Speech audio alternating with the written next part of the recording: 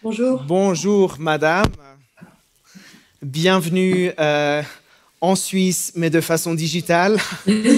Bienvenue à Oui, notre journée européenne. On est content que voilà, malgré la distance, on puisse vous avoir avec nous à cette occasion. Et puis on est content aussi, ça c'est les aspects positifs de la pandémie qu'on est en train de traverser. Ça a rendu ou ça a permis d'accélérer le recours à ce genre d'outils. Bienvenue à vous, Madame Delbos-Corfield. Peut-être quelques mots sur votre personne avant de vous donner la parole. Donc, vous êtes députée européenne. Vous siégez au sein du groupe des Verts, l'Alliance libre européenne. Vous êtes membre de la Commission des affaires constitutionnelles et membre de la délégation du Parlement européen pour la conférence sur l'avenir de l'Europe. Et vous êtes aussi, et ça c'est intéressant pour nous, membre suppléante de la délégation du Parlement européen chargée des relations avec la Suisse.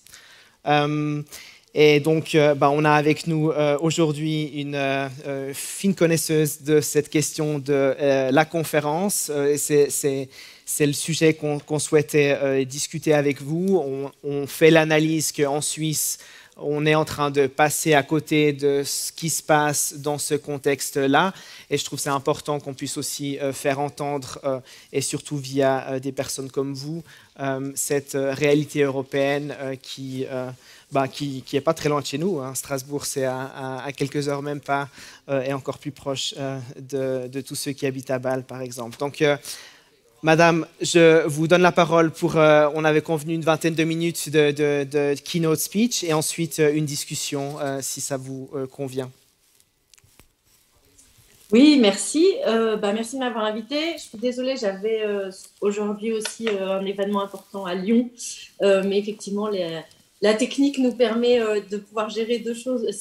Voilà, d'être dans deux endroits différents la même journée, c'est assez confortable. Pour ça, en tous les cas, ça nous aide. Merci de m'inviter. Je suis donc effectivement tout ce que vous avez dit.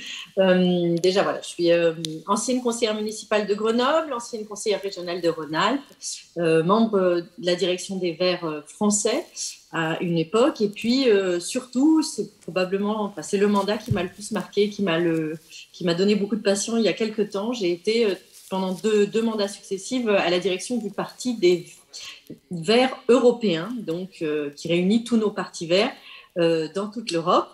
Europe qui ne se comprend pas comme l'Union européenne, et donc nous avons aussi un parti vert suisse, nous avons un parti vert en UK, au Royaume-Uni, même si voilà, en Turquie, en Serbie, voilà, nous pensons l'Europe large au parti vert européen, et ce travail de compréhension des uns des autres, de partager nos expériences, de partager nos cultures, de savoir que nous pouvons défendre ensemble un socle de valeurs et une vision de la société commune, et pourtant que ça s'installe dans des histoires différentes, des cultures différentes, et avec les complexités. Il y a des exemples bien connus d'incompréhension entre les Verts allemands et les Verts français, mais pas que.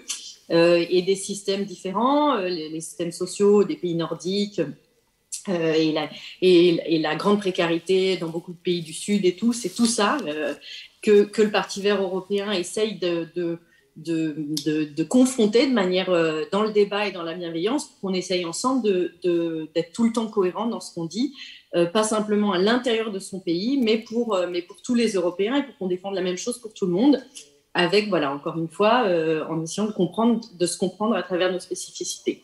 Du coup, je suis maintenant même devenue députée européenne. Effectivement, c'est mon premier mandat.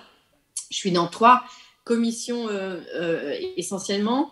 Je voudrais juste le souligner, vous l'avez dit, je suis dans la commission affaires constitutionnelles, mais je suis aussi dans la commission Libé. La commission Libé, c'est la deuxième plus grosse commission du Parlement européen, après celle qui s'appelle Envie sur les questions environnementales. C'est celle qui traite de toutes les questions de droit, de liberté, de démocratie, de justice, de sécurité, de migration. Et c'est, je pense, des sujets extrêmement importants dans cette discussion sur le futur de l'Europe, et qui devrait avoir une place très importante dans la conférence. Et puis, je suis aussi membre de la commission FEM, sur l'égalité de genre et les droits des femmes. Là aussi, grand sujet aujourd'hui, notamment évidemment, grand sujet qui doit aussi nous réunir sur cette question du futur de l'Europe, parce que ce futur-là doit être un futur d'égalité des genres et d'inclusion de toutes les minorités. La conférence du futur de l'Europe, je suis désolée, je n'ai pas pu écouter mon collègue et Sandro Gozzi, avec lequel je suis souvent en accord, donc je ne sais pas s'il l'a déjà dit, mais la conférence du futur de l'Europe, elle naît certes d'une idée d'un président, le président français, mais c'est pas ce qui lui a permis d'exister. Ce qui lui a permis d'exister, c'est qu'après cette idée-là, qui n'est pas forcément à ce moment-là pris en compte si fortement par les autres États membres et les autres chefs d'État, ce qu'il va faire, c'est le fait qu'aux élections européennes de 2019, la jeunesse va voter et la jeunesse va aussi manifester, notamment sur la question du climat, et la jeunesse va interpeller énormément l'Europe avec des figures un peu importantes comme Greta Thunberg et d'autres, et vraiment, toutes ces marches pour le climat, ces jeunes, etc., ça a un petit peu secoué les chefs d'État un peu partout et les gens qui se préoccupent d'Europe et les parlementaires et voilà. Et ça, ça a été très positif. Et où je pense qu'il y avait eu quand même peut-être un petit peu une résignation ces dernières années sur l'Europe, de se dire que finalement, les gens n'allaient plus aux élections pour les élections européennes, qu'il y avait le traumatisme du Brexit qui était en cours, etc. Et puis, il y a ces élections qui rappellent que peut-être qu'il est temps de faire évoluer cette Union européenne pour que la jeunesse s'y retrouve, pour qu'elle affronte les grands enjeux, comme les enjeux climatiques, et pour qu'on ne soit plus résigné. Et c'est ce qui va faire qu'effectivement, c'est très rapidement une promesse, dès le début du mandat, par la présidente de la Commission européenne, par les chefs d'État, etc. Et tout le monde se dit oui, et le Parlement reprend cette idée en disant nous aussi on est partant, et on essaye de construire cette conférence du futur de l'Europe. Cette conférence, elle va prendre du temps à être construite parce que on va être très vite confronté à la pandémie, oui, mais elle va prendre aussi beaucoup de temps à être construite, et ça, c'est là où je voudrais quand même faire un premier point, qui est un petit point d'alerte et d'inquiétude. Vous l'avez mentionné aussi dans les questions que vous m'avez posées ou sur lesquelles vous avez commencé à réfléchir, qui est qu'elle a mis du temps à se mettre en place aussi parce que très rapidement quand même, dans cette démocratie encore immature, mais qui se cherche et qui moi je l'espère, a un futur qui est l'Union européenne, aujourd'hui les préoccupations des États membres restent supérieures aux autres, l'incapacité à dialoguer directement avec les citoyens est encore très présente, la difficulté à impliquer le Parlement et à donner un vrai rôle au Parlement est encore très présent. Donc c'est aussi tout ça qui a fait que ça a pris du temps à s'installer. On a passé des heures à s'inquiéter simplement de savoir qui seraient les figures un peu chefs de ce truc-là, alors qu'on savait dès la base que ça n'aurait pas tant d'importance, en fait, qui serait la personne qui pourrait le plus parler sur une scène pour en parler. Mais ça a pris beaucoup, beaucoup de temps, et ça, c'était quand même un peu dommage. De même, et nous, on a un regret là-dessus très important, les Verts. Je sais que c'est un regret qui est partagé par certains de mes collègues dans d'autres groupes. La participation citoyenne reste inférieure à ce que nous aurions aimé. C'est vrai qu'au début, on a le Parlement beaucoup proposé de travailler sur le modèle de la Convention climat en France, des gros travaux qui sont en Irlande à chaque fois qu'ils ont un référendum, ce que vous pouvez faire aussi, voilà, avec vraiment des panels de citoyens, des débats, des experts qui viennent parler à ces panels de citoyens. On voulait un gros investissement pour que des citoyens un peu partout en Europe puissent s'approprier les débats, les questions, puissent avoir des experts qui répondent à leurs questions et qui les expliquent pour que ce soit des débats éclairés et puissent venir vraiment avoir un vrai pouvoir dans l'agenda, la mise en place de l'agenda pour redire régulièrement aux parlementaires et aux dirigeants, ça, on n'est pas d'accord, ça, on vous a demandé d'aller dans cette orientation-là, on vous demande de travailler là-dessus, on vous demande de regarder ça, et d'avoir aussi à la fin une possibilité peut-être de critiquer des choses, de voter contre certaines choses, etc. On n'est pas arrivé à ça, ça va rester quand même un processus très interparlementaire, interinstitutionnel, avec une implication des citoyens qui est en deçà de ce qu'on aurait souhaité. Mais c'est une première fois où on tente ça quand même au niveau européen. Et bon, comme il faut prendre les pas positifs quand ils existent, cette étape-là, elle est intéressante quand même, ces panels citoyens. C'était quelque chose pour nous qui était très important. La deuxième chose très importante pour nous, et ça je ne doute pas que Sandro Gozzi l'a déjà évoqué, pour un certain nombre de groupes, ce qui est très important, et de parlementaires, ce qui est très important, c'est que cette convention, elle ait une réelle liberté dans ce qu'elle peut décider, et que ça puisse aller peut-être jusqu'à des propositions de modification de traités, que ça puisse discuter tout ce qui est déjà possible dans le cadre des traités, que trop souvent on ne va pas assez loin, on ne discute pas assez en termes de fédéralisme, en termes de choses qui sont possibles déjà aujourd'hui, et que trop souvent il y a une espèce d'autocensure et on s'impose l'unanimité, on s'impose dans un certain nombre le Parlement n'est pas pleinement investi de ses pouvoirs, qu'il a déjà moins que ce qu'on voudrait, mais même ça, il ne l'a pas toujours, que la Commission n'est pas toujours à l'écoute du Parlement suffisamment, et voilà. Et en plus, au Conseil, cette problématique de l'unanimité. Donc ça, c'était le grand point très important pour nous aussi. Ça, c'est encore un peu on verra si on arrive à aller loin. On est encore dans un moment où on ne sait pas trop ce qui va arriver à la fin, et ce flou-là, il est un peu triste, à vrai dire. J'espère encore que nous pourrons aboutir certains débats et qui pourraient sortir de cette discussion l'idée qu'il y a des choses à modifier peut-être dans les traités. Et puis, troisième chose, et je finirai là-dessus pour laisser aussi la place à des discussions quand même, c'est que on est dans un moment de grand paradoxe dans l'Union européenne aujourd'hui quand même, on ne peut pas le nier. Il se trouve que je suis rapporteure du Parlement sur la situation de l'état de droit en Hongrie. Il se trouve que sur un certain nombre de sujets d'indépendance de la justice, de la démocratie, de la corruption, qui sont tous les sujets sur lesquels je travaille, mais aussi les droits des femmes, évidemment. Je suis aussi fortement, avec plein d'autres, en train de travailler sur ce qui se passe en Pologne.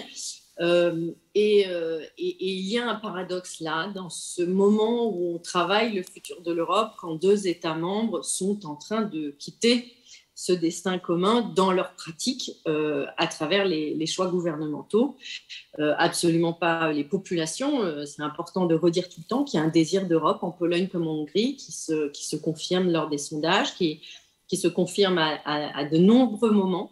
Donc ce n'est pas les populations, mais il y a aujourd'hui deux gouvernements qui proposent un modèle de société autoritariste, réactionnaire, conservateur, qui a un point de réactionnaire qui remet en cause les fondamentaux de l'Union européenne, qui ne sont pas des fondamentaux qu'on invente, hein.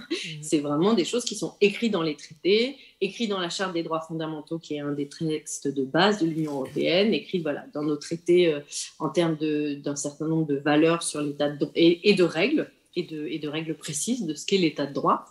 Et donc on est un petit peu comme ça, un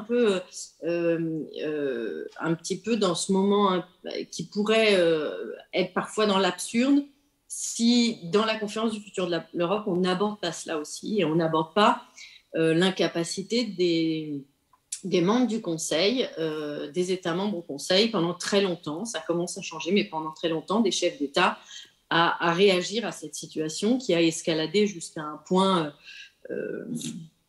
de réversibilité un peu inquiétante. Aujourd'hui en Pologne, vous devez le savoir, la Cour constitutionnelle, qui n'est plus indépendante, mais la Cour constitutionnelle remet en cause la suprématie du droit européen dans certains domaines, qui sont pourtant ces domaines-là et ces domaines qu'on pourrait dire régaliens.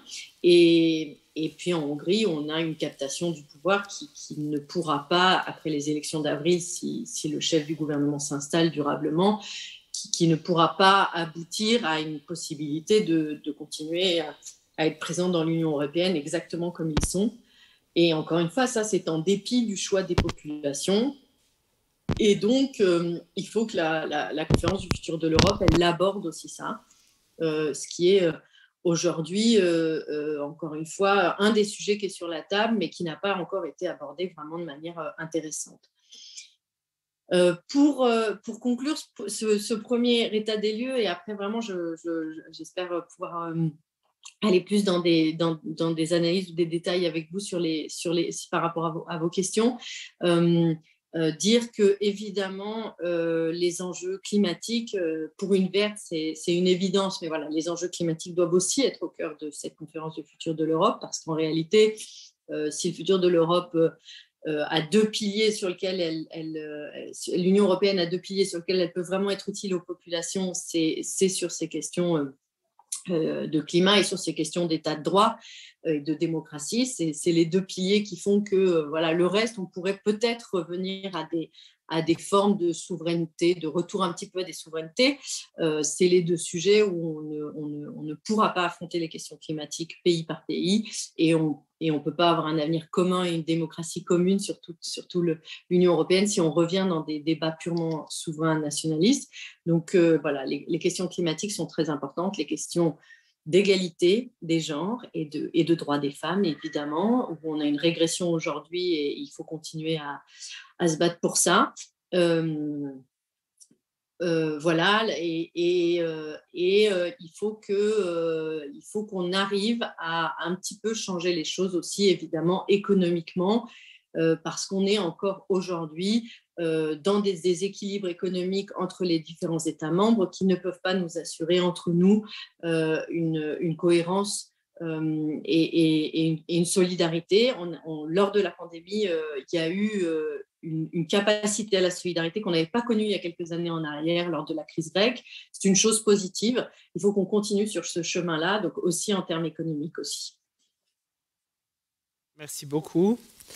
Merci pour ces quelques remarques introductives et éléments qu'on peut volontiers reprendre dans la discussion. Je trouve que c'est fort intéressant, et vous avez déjà touché à plusieurs dimensions de la discussion qu'on va mener maintenant. Peut-être une première, avant de nous plonger dans le concret de la conférence. Vous avez fait allusion à ce paradoxe avec les développements qu'on voit en Hongrie, en Pologne. On sait aussi, ou j'espère qu'on en est conscient, l'Union européenne, ce n'est pas juste les institutions, c'est les États membres. Il y a un grand poids de leur côté aussi, et une grande responsabilité, ou une capacité en tous les cas à faire de cette conférence un succès, ou pas. Et là, ma question, peut-être réaction à chaud à l'actualité, il y a une nouvelle coalition en Allemagne avec les Verts qui, au niveau européen, est relativement ambitieuse, qui n'exclut pas possiblement une discussion sur ou une révision des traités. Et ça, c'est vrai que c'est le grand point pour ceux qui souhaiteraient faire de cette conférence un outil qui fasse bouger l'Union européenne. Vous en dites quoi, ou vous pensez quoi de ce qui se passe à Berlin, en Allemagne, dans le contexte de la conférence? Alors vraiment nécessairement, pour une verte et pour une européenne convaincue, ce qui se passe en Allemagne, c'est forcément signe d'espoir. Il y aura des choses que qu'en tant que Parti vert européen, nous critiquerons sans aucun doute, puisqu'il y aura une forme de libéralisme économique nous souhaitons des transformations sociales qui ne seront pas là, vu le type de coalition, et c'est normal, c'est comme ça, c'est le résultat de ce travail long qui pour une Française est toujours fascinant et que j'admire beaucoup. J'admire beaucoup la démocratie parlementaire allemande et ce qu'elle peut produire comme vrai débat et comme travail sérieux de coalition. Donc voilà, tout ne sera pas satisfaisant pour une verte dans cette coalition, mais en termes effectivement de dimension européenne, en termes de là aussi de questions d'état de droit, puisqu'il y a aussi dans cet accord de coalition le fait que l'Allemagne va s'engager résolument à agir par rapport à la Pologne et la Hongrie, plus résolument encore qu'elle ne l'avait fait jusqu'à présent, notamment en s'engageant à revoir s'il y a des aides financières dans le cadre de ces deux États, puisque on sait maintenant en Hongrie que l'argent européen est quasiment tout le temps détourné, grandement détourné par les oligarques et par des formes de corruption très, très poussées. Et qu'en Pologne, vu qu'il n'y a plus d'indépendance de la justice, on ne sait pas très bien comment l'argent peut être géré. Donc, dans la coalition, il y a des choses à ce sujet qui disent que l'Allemagne va être précis là-dessus, plus fortement engagé là-dessus. Il y a effectivement cette question de la conférence du futur de l'Europe où il s'engage là aussi fortement, effectivement, même à pouvoir envisager la révision du traité, grand tabou quand même. Donc ça, c'est très positif. Grandes ambitions climatiques, une réflexion sur les affaires étrangères aussi. La question aujourd'hui de cette Union européenne qui ne trouve pas sa place dans ce débat, dans le multilatéralisme, et qui est un des derniers espaces qui veut discuter multilatéralisme. Il y a eu un changement politique aux États-Unis qui va peut-être nous permettre de retrouver un équilibre. Mais enfin, à un moment donné, il n'y avait vraiment plus que l'espace européen qui était un espace qui disait nous devons continuer à nous parler les uns les autres, nous devons continuer à trouver la paix entre nous et la paix pour les autres. Et ça, l'Union européenne, elle le fait encore très mal et elle est encore très fragile de ce point de vue-là. Or, on sent bien les tensions, les conflits dans cet espace avec la Russie, la Chine. Donc, et c'est aussi des enjeux très importants dans cette coalition. Donc, pour moi, c'est vraiment... on fait un pari, en fait, dans le groupe Vert au Parlement européen. On fait le pari que ce changement de gouvernement va nous permettre d'avancer sur de nombreux sujets, à la fois parce que dans le Conseil, parmi les 27 membres, où en réalité aujourd'hui la grande majorité des décisions malheureusement se prennent, ça reste aujourd'hui le pouvoir du Conseil reste trop fort dans cette Union européenne, et donc c'est les 27 États membres qui continuent beaucoup à tout décider, qu'à la fois parce que la parole qui sera tenue par le représentant dans ce Conseil sera une parole qui nous conviendra sur beaucoup de sujets et qui sera porteur d'espoir pour nous. Encore une fois, en termes de changement climatique, de droits des femmes aussi, de liberté, de démocratie pour tous, sur les affaires étrangères, etc. Donc ça c'est très important, mais aussi par évidemment le poids diplomatique, économique, de population, etc., que représente le territoire allemand et qui fait qu'aujourd'hui, un changement politique en Allemagne, c'est un changement qui n'est pas anodin pour le reste de l'Union européenne et qui nous concerne tous. Tous les petits pays ont leur importance, sans aucun doute. Moi, je tiens beaucoup à ça. Je tiens beaucoup à ce que cette Union européenne, elle représente tout le monde, tous les États membres, et qu'il n'y ait pas des États membres qui soient considérés comme plus légitimes que d'autres, etc. Mais on ne peut pas nier, évidemment, ce que représente l'Allemagne et du coup, l'influence que ça peut avoir à court terme comme à très long terme sur nos politiques. Et peut-être pour en rester, mais j'en reste au grand pays, même si étant suisse, effectivement, là je vous rejoins, ils ne sont pas à négliger, les plus petits, et ils ont leur poids, leur importance, et ils l'ont aussi en raison des structures telles qu'elles sont aujourd'hui. Mais on a, vous l'avez mentionné, ce projet, cette idée de la conférence, c'est quelque chose qui a été fortement porté par le président Emmanuel Macron, qui sera probablement candidat l'année prochaine à une réélection, mais à voir.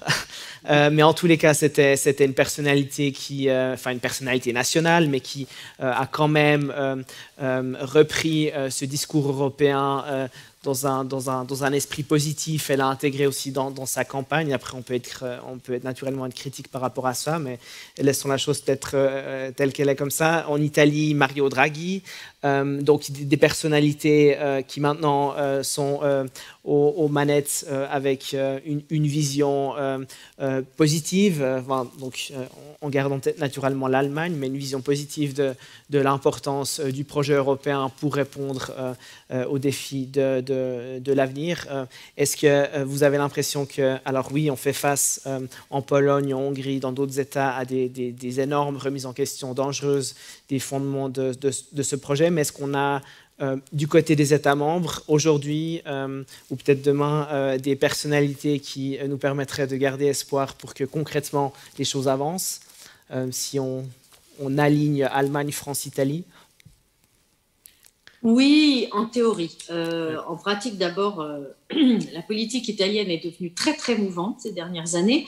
Donc, parier sur une stabilité politique en Italie sur plus de 2 ans, c'est toujours un peu compliqué. Donc, on verra.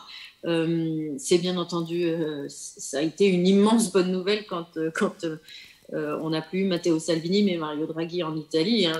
Là encore, je veux dire, j'ai des désaccords économiques et sociaux avec Mario Draghi, mais évidemment que c'est une excellente nouvelle. C'est une excellente nouvelle de toute manière quand les États membres ne sombrent pas dans des choix de dirigeants autoritaires et qui, encore une fois, représentent un autre projet de société que celui de l'Union européenne, hein, tout simplement.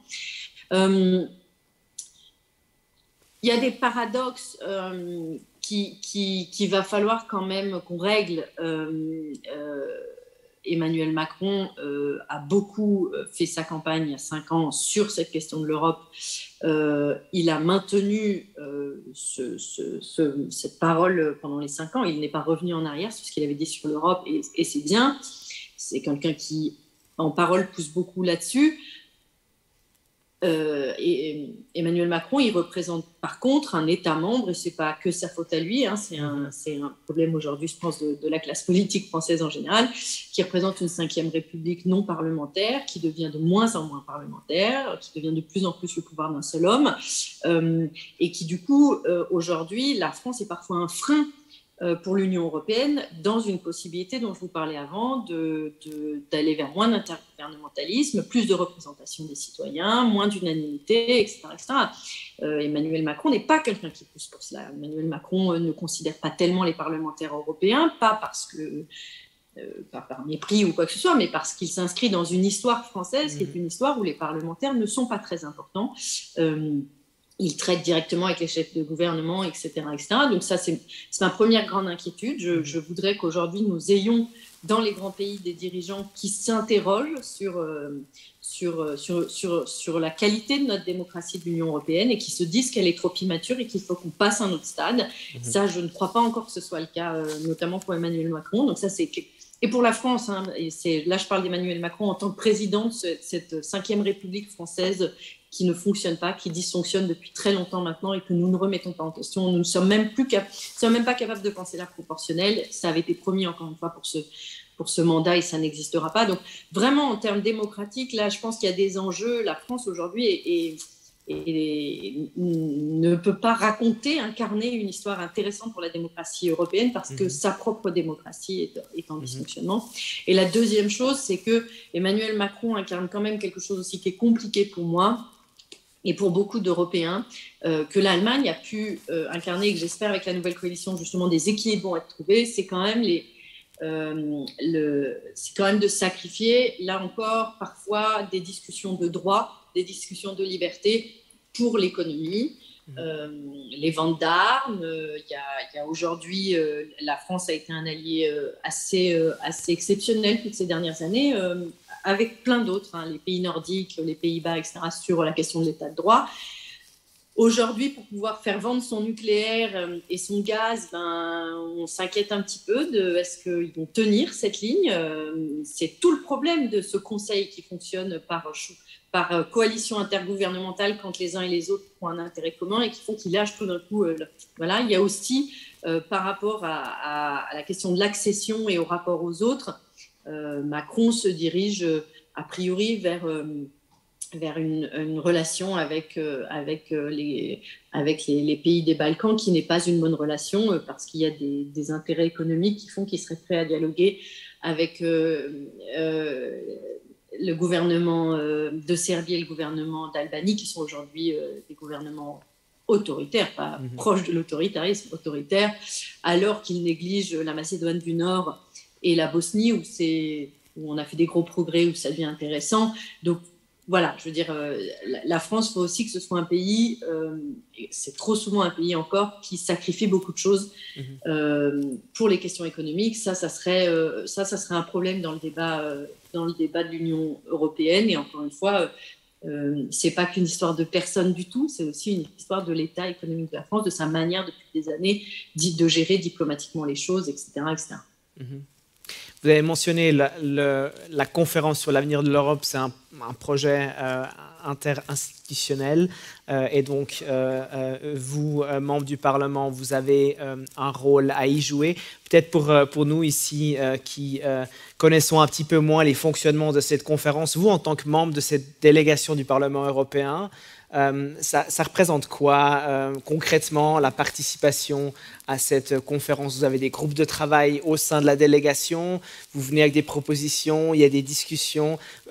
Peut-être quelques mots pour qu'on puisse un peu concrètement s'imaginer, on parle de quoi? Oui, alors encore une fois, pour l'instant, on est quand même malheureusement encore dans le tout début. Et en fait, ce qui va être un petit peu compliqué et ce qu'on va pouvoir critiquer, et ce qui fait que je pense même que j'espère qu'une modification va être envisagée, c'est qu'on va se retrouver dans un moment de discussion qui sera en fait très intense et très court, puisqu'il y a une volonté de la présidence française de finaliser sous sa présidence, et que ça a pris tellement de retard que je crois que c'est dommage de vouloir ça. Donc oui, il y a des groupes de travail selon les thèmes, justement les thèmes des valeurs, les thèmes de l'environnement, les thèmes de l'économie, etc., où nous réunissons les parlementaires européens, les parlementaires qui ont été choisis dans les États membres et les quelques citoyens et représentants d'organisations. Et c'est là où nous discutons. En plus, nous discutons pratiquement depuis le début en visio, ce qui n'est quand même pas évident pour des débats démocratiques un petit peu comme ça complexes, qui impliquent tellement de gens. Et puis, on a attendu longtemps aussi, puisque normalement, on avait quand même un peu cette idée que c'était les citoyens qui, dans leur premier panel, allaient nous apporter aussi un petit peu l'agenda sur lequel on devait travailler. Donc, on est un peu au début de ça, et on va voir un peu comment ça va se passer.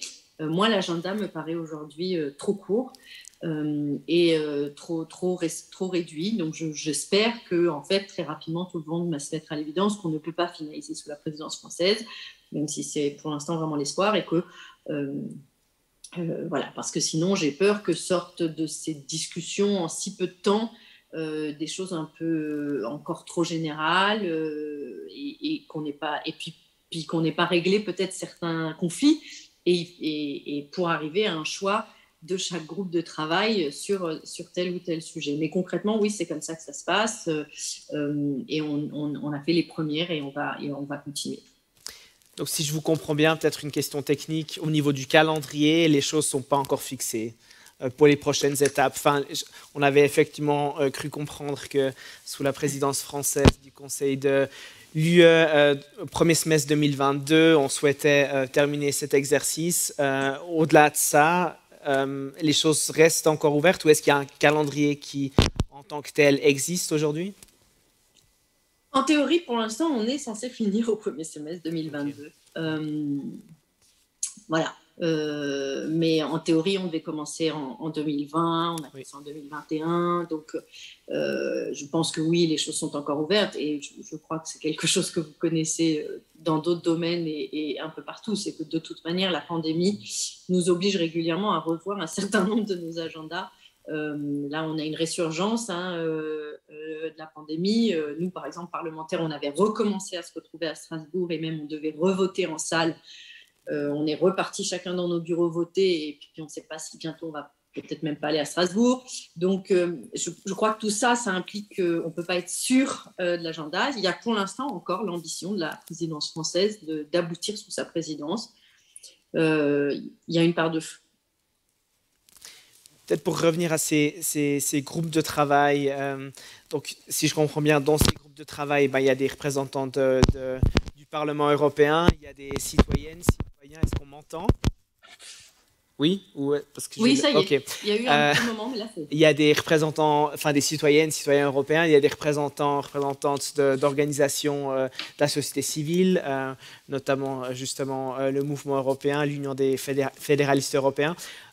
Et vous avez mentionné tout à l'heure aussi les tensions au sein de certains États membres provoquées par les gouvernements qui ne reflètent pas forcément les positions de la population. Et là, on pense vraiment à la Pologne et la Hongrie.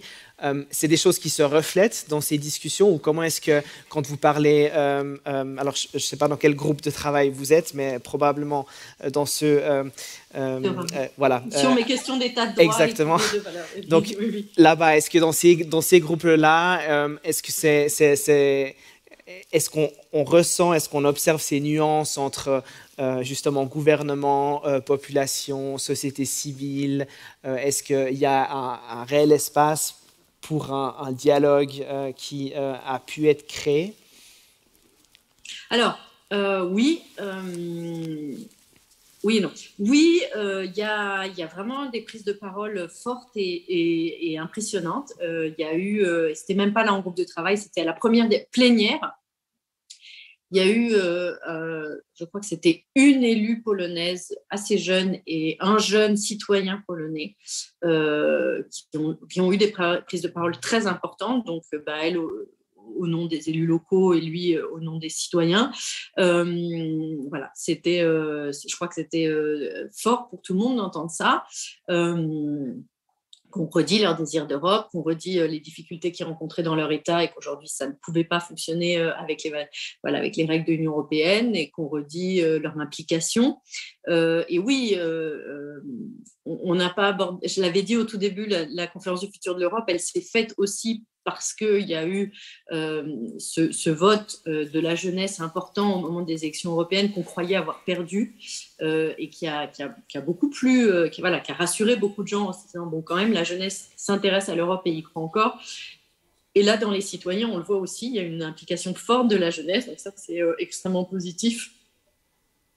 Non, la problématique dans laquelle on se trouve, et c'est pour ça que je vous disais que cette histoire de contrainte du temps, elle m'inquiète. La problématique dans laquelle on se trouve aujourd'hui, c'est que moi, je ne vais pas vous mentir, je ne peux pas trouver que c'est un dialogue ce qui se passe. C'est des prises de parole les unes après les autres, parce que la visio oblige à ça, parce que nous avons des temps trop courts de travail, parce qu'on devrait peut-être encore se réduire en plus petits groupes pour, voilà, ce qui a très bien fonctionné dans la Convention climat en France, qui a très bien fonctionné en Irlande, quand ils ont des conventions de citoyens qui leur a permis notamment de passer un passage assez impressionnant sur l'histoire de l'avortement, une société entière qui a un petit peu bougé comme ça.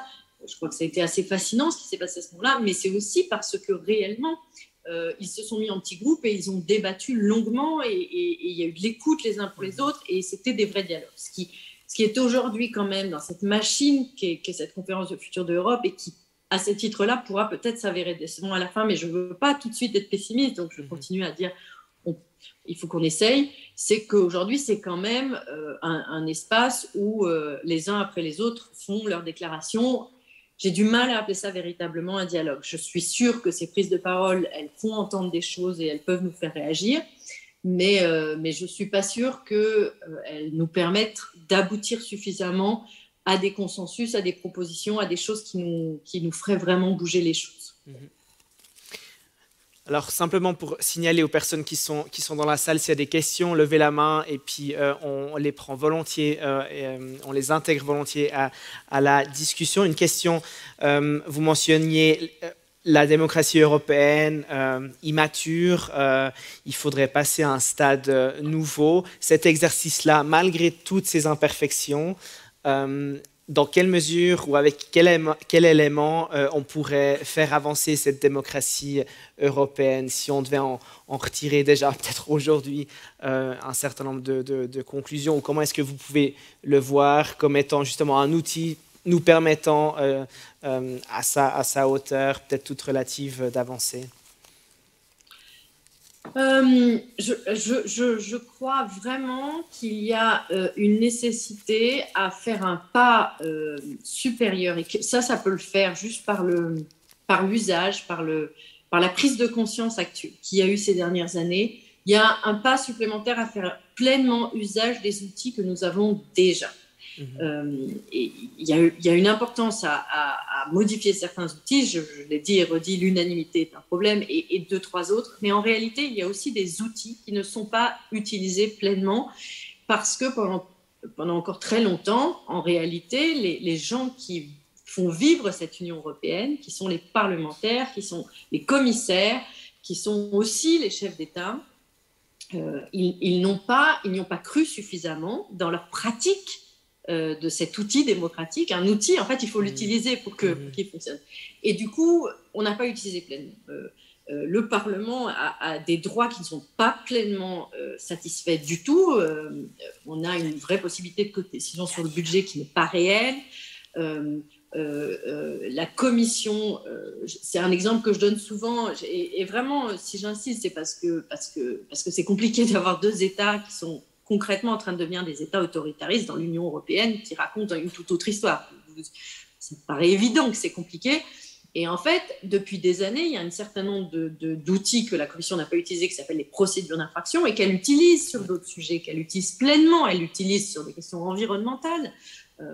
Quand un État n'a pas fait ce qu'il faut en termes de biodiversité, en termes de pollution de l'air, etc., il a une amende. Il y a des procédures d'infraction, et surtout, il y a un sujet sur lequel il y a des procédures d'infraction quotidiennes, énormément, pour tous les États, et il n'y a aucune culpabilité de la commissaire ou quoi que ce soit. C'est sur la question du marché unique et sur la question de est-ce que les appels d'offres ont été passés bien comme il faut, est-ce qu'il n'y a pas des fusions entre grosses entreprises qui ne correspondent pas aux règles de l'Union européenne, etc. Est-ce qu'il n'y a pas de favoritisme, est-ce qu'il n'y a pas de services publics qui sont, même parfois, qui sont des choses que moi je ne suis pas d'accord, mais ça n'empêche qu'aujourd'hui c'est les règles européennes, et il y a des procédures d'infraction. Et sur toutes ces attaques aux droits et aux libertés, la Commission a mis des années avant d'oser, comme si... Et pourtant, encore une fois, ce sont des choses qui sont dans les traités et qui sont dans la Charte des droits fondamentaux. C'est pas juste, ça serait bien de le faire parce qu'on est gentil et qu'on veut l'humanité et la paix. C'est parce que réellement, il y avait une base légale pour pouvoir le faire. Et ça a paru très compliqué pendant très longtemps. Le Conseil ne respecte pas suffisamment ni la Commission ni le Parlement. Et ça, il y a un changement d'état d'esprit réel à avoir. Il faut sortir de cet intergouvernementalisme qui se passe aussi derrière les portes closes et qui est aussi un état d'esprit. Donc, moi, j'ai envie de croire en l'Union européenne aussi de ce point de vue-là, que depuis quelques années, il y a une accélération un petit peu de l'utilisation de ces outils. Il y a des accélérations malheureuses. Il y a un article, qui est l'article 50, qui a été utilisé. C'est le fameux article qui a permis le Brexit. On peut ne pas être d'accord, on peut trouver ça assez terrible. Moi, je fais partie des gens qui trouvent ça assez terrible, mais n'empêche que cet article a été utilisé. Il y a l'article 7 pour la Pologne et la Hongrie. Ça aurait dû être utilisé pour la Hongrie dès 2014, dès 2015. Mais à l'époque, les institutions n'étaient pas prêtes à le faire, alors qu'elles avaient cet outil, mais elles ne se sentaient pas assez légitimes. Donc, les 3 institutions doivent se sentir plus légitimes à utiliser les outils qu'ils ont déjà en place. Et du coup à satisfaire les citoyens et à défendre et à protéger mieux les citoyens. C'est vraiment une histoire de citoyenneté au bout du bout, parce que ce que je dis souvent aujourd'hui, c'est que les citoyens hongrois et polonais, en réalité, n'ont pas les mêmes droits et les mêmes libertés que tous les autres citoyens européens. Et ça, c'est parfaitement anormal, puisqu'ils ont la citoyenneté européenne. Donc c'est vraiment, on doit ça aux citoyens. Et après, je fais partie, vous l'aurez compris, des gens qui veulent d'autres modifications qui nous permettent encore d'avoir des outils supplémentaires pour faire vivre cette démocratie. Mais aujourd'hui, déjà, il y a des outils que nous n'utilisons pas suffisamment. Et si on peut reproduire la conférence du futur de l'Europe pour d'autres choses, si on peut continuer ce travail de dialogue entre les parlementaires et avec des citoyens à d'autres occasions sur d'autres moments, je crois que ça sera de l'argent européen bien utilisé. Et je crois que ça serait un outil qu'on devrait développer un peu plus si on veut continuer à faire vivre cette Europe et cette Union européenne, et qu'elle ne soit pas juste des structures, des institutions, des lois, mais qu'elle soit effectivement, c'est une démocratie qui se vit réellement. si je vous comprends bien, les outils sont à disposition là où ça coince, puis je partage votre constat, si je l'ai bien compris, là où ça coince, c'est du côté du Conseil et de la Commission. Et donc la question, c'est comment est-ce qu'on fait pression pour que ces outils soient proprement utilisés par ces deux institutions. Ça c'est ma perception de la chose. J'ai l'impression que du côté du Parlement, il y a un plus grand activisme et un appel à ce recours à ces outils-là. En tout cas, les parlementaires qu'on a l'habitude d'entendre n'hésitent pas à dire les choses telles qu'elles sont. On avait encore aussi Guy Verhofstadt à Lucerne il y a 2 jours, ce qui était aussi très instructif pour nous Suisses. Et donc la conférence, elle servirait ou elle devrait servir à offrir une plateforme à ces citoyennes et citoyens pour qu'ils puissent être entendus et dans l'idéal les interconnecter et permettre une mobilisation. Si je vous comprends bien, est-ce que sur ces 2 pistes-là, on fait ou on offre quelque chose qui tout de même sert à quelque chose? Cette conférence, parce que justement les outils on les a, on n'a pas besoin d'une conférence finalement pour les inventer. Donc cette conférence, elle servirait que...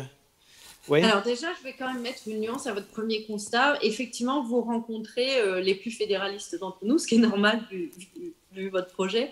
Il y a des parlementaires qui eux-mêmes ne font pas pleinement usage de leurs outils de parlementaires. Il y a trop nombreux parlementaires et je pense que de moins en moins, je sens qu'on avance là-dessus, mais trop nombreux parlementaires qui vivent leur mandat de parlementaire comme un mandat de leur État membre qui se passe finalement, dont le vote chaque mois sur les textes se passe à Bruxelles et à Strasbourg. Mais c'est comme ça et ça, on en a encore trop.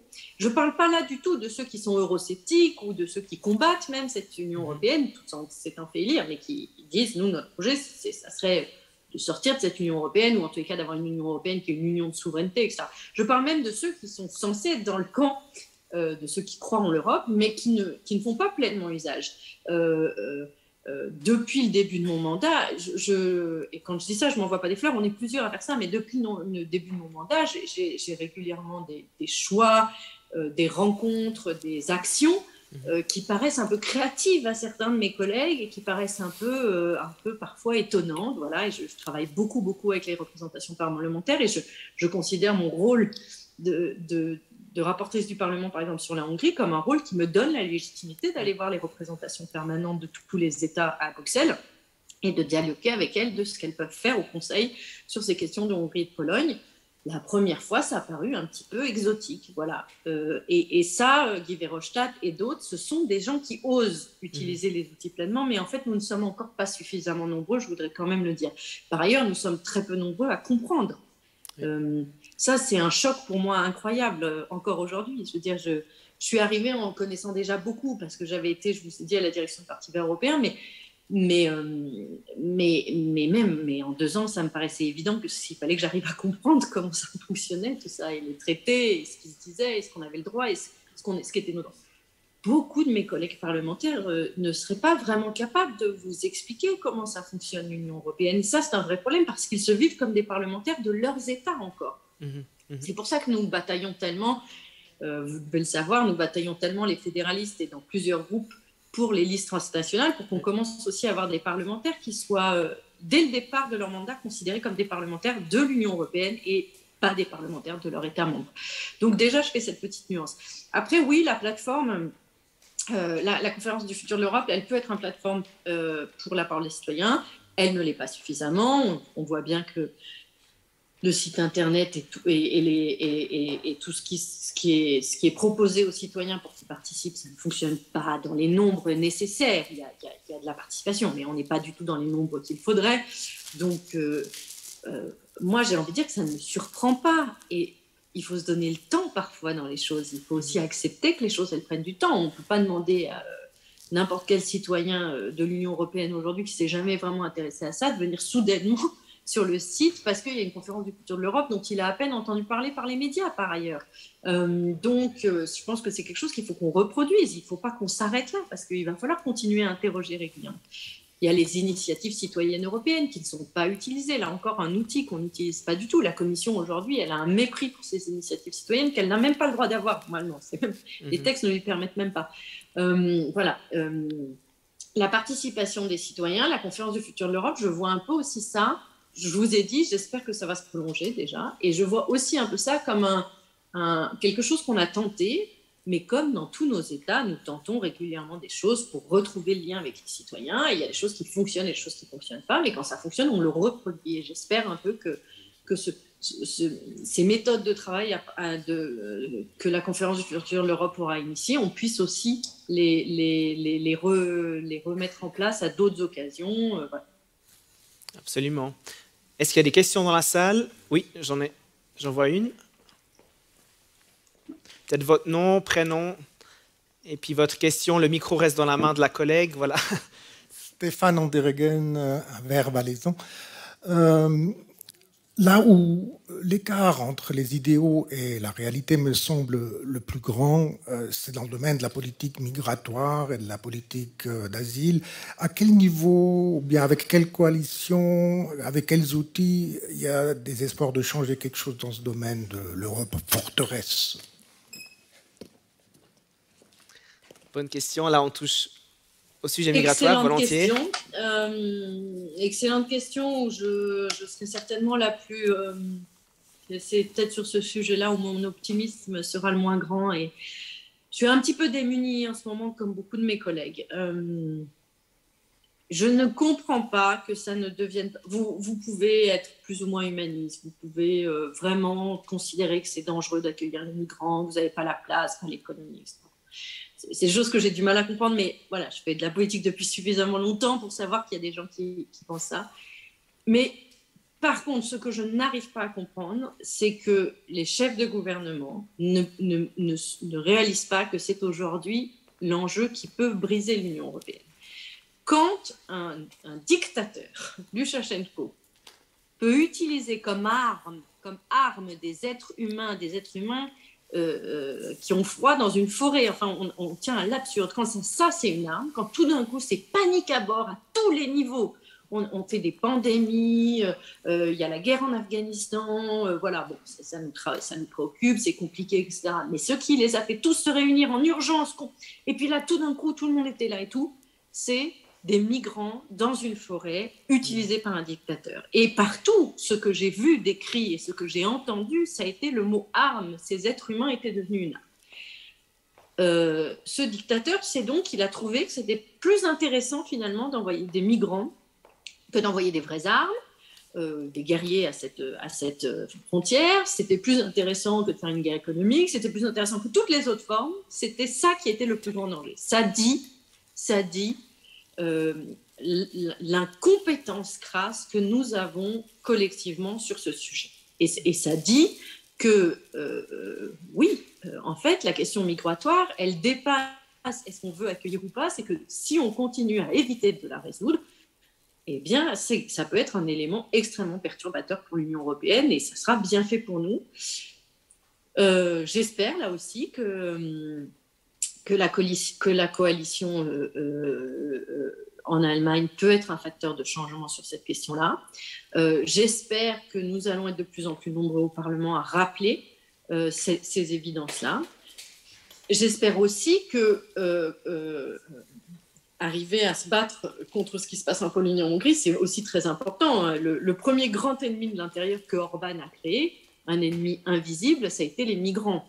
Les migrants ont été présents dans la gare de Budapest pendant 2 mois, un été, et c'est tout. Mais ça lui a permis pendant des années d'avoir cet ennemi de l'intérieur qu'il fallait combattre et donc de capturer le pouvoir grâce à ça. Et puis un jour, les gens ont quand même pas constaté qu'il n'y avait pas de migrants, donc après il a utilisé les LGBTI, etc. Il invente d'autres ennemis de l'intérieur aujourd'hui. Mais c'est aujourd'hui aussi effectivement un outil utilisé, un sordide outil utilisé dans ces dictatures, dans ces pays qui tournent à l'autoritarisme. Donc, j'espère que nous allons continuer à agir sur cette question et avoir au moins une cohérence entre nous. On voit aussi la problématique du Brexit et la mer entre la France et l'Angleterre. Oui, j'espère que nous serons assez nombreux, les uns avec les autres, à différents échelons, au Parlement, à la Commission, dans des chefs de gouvernement, à pouvoir redire qu'au minima, même si on n'est pas le plus généreux du monde, on arrive à avoir une politique cohérente et à trouver des voies d'entrée pour les migrants, d'entrée simples, faciles, qui ne mettent personne en danger, qui sont des entrées où la solidarité est partagée. Donc effectivement, ça ne retombe pas que sur quelques pays, ce qui nous permettra d'avoir des discussions sereines sur le sujet et que plus jamais des êtres humains soient utilisés comme armes. Je peux que vous répondre que c'est probablement le sujet où je suis le moins optimiste aujourd'hui, parce que je vois cette incapacité à aborder, à affronter ce sujet-là qui me paraît assez incroyable. Donc je ne crois pas que ce soit une réponse très satisfaisante, mais je suis à mon échelle de parlementaire. Merci. Est-ce qu'il y a une autre question dans la salle?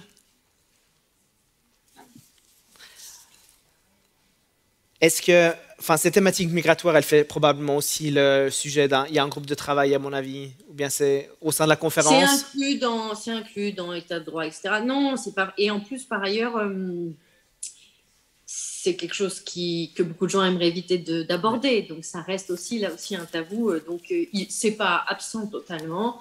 Mais c'est pas au cœur des sujets et ça devrait l'être. C'est voilà, le challenge climatique et le challenge migratoire, c'est probablement les deux grands challenges. Hein, donc c'est assez fou, mais non, il n'y a pas un groupe de travail spécifique, par exemple, dessus. Alors effectivement, c'est une information intéressante. Vous avez vous vous êtes référé à, c'était 2019, hein, sauf erreur, les dernières élections européennes, oui. Où effectivement on a eu un taux de participation qui était vraiment pas négligeable, voire un des meilleurs, sauf erreur, si on le compare à toutes ces dernières années.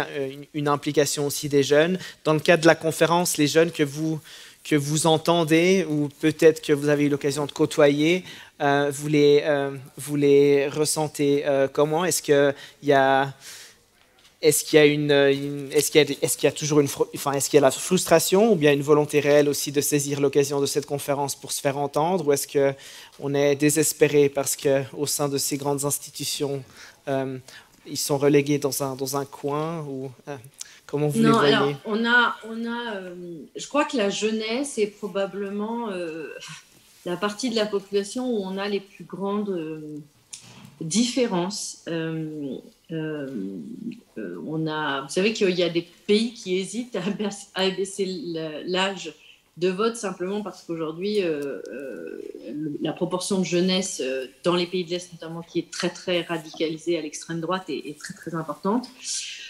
Donc on a cette différence-là avec une jeunesse un petit peu incroyablement, parfois même peut-être fortement radicale sur les questions de féminisme, de climat, etc. Et puis à l'opposé, cette jeunesse qui se retrouve dans un discours identitaire très dur. Donc ça, c'est un des premiers grands paradoxes. Un des deuxièmes grands paradoxes, c'est que dans les pays où ça va mal, il y a un désir d'Europe qui est beaucoup plus fort que dans les pays où ça va bien et où c'est un peu un acquis, et une méconnaissance et un désintérêt. Évidemment, il y a aussi cet énorme paradoxe entre une jeunesse petite mais extrêmement efficace et impliquée, qui est cette jeunesse des mouvements fédéralistes, des mouvements européens, etc., qui est très, très, très présente et qui est incroyablement au courant, et le reste de la jeunesse. Donc, c'est vraiment, oui, une partie de la population où peut-être les paradoxes sont les plus grands. Je crois que ceux qui s'impliquent dans la conférence de futur de l'Europe, ils sont pas amers, ils souhaitent en faire le plus possible et en profiter le plus possible. Ils sont certainement critiques à se dire qu'il faudrait mieux et autrement, mais au moins ils utilisent pleinement l'outil. Maintenant, il y a le reste de la jeunesse où il y a un travail aujourd'hui dans les États membres d'éducation qui n'est pas faite, qui est désastreuse, qui est d'une tristesse terrible. Et donc moi, quand je suis invitée par des lycéens, et je leur parle comme je vous parle aujourd'hui, et vous aurez compris que voilà, je vais un peu loin dans la technique. Là encore aujourd'hui, je ne l'ai pas beaucoup fait parce que je sais que vous le savez déjà beaucoup, mais j'explique que c'est le conseil, la commission, comment on fonctionne, etc. J'ai des jeunes passionnés devant moi. Si on parle d'Europe à une classe, ils s'y intéressent, et ils s'y intéressent au futur à ce qui se passe en Pologne, à ce qui se passe en Hongrie, à ce qui se passe à Malte, voilà. On peut aborder tous ces sujets-là, aborder le Golden Visa et comment c'est en train de corrompre la société maltaise, etc. Enfin, il y a vraiment une capacité d'intérêt forte. Quels sont les États membres qui ont une réelle formation à la citoyenneté européenne dans leur système d'éducation? Je crois qu'en Finlande, ça existe. Voilà. Donc ça, c'est un peu, voilà, ça c'est vraiment une responsabilité énorme des chefs des États, des gouvernements, et ça devrait être dans les prochains projets de tout le monde demain. Pas si vous êtes un souverainiste et que vous défendez ça, évidemment, mais tous les autres partis devraient défendre énormément ça.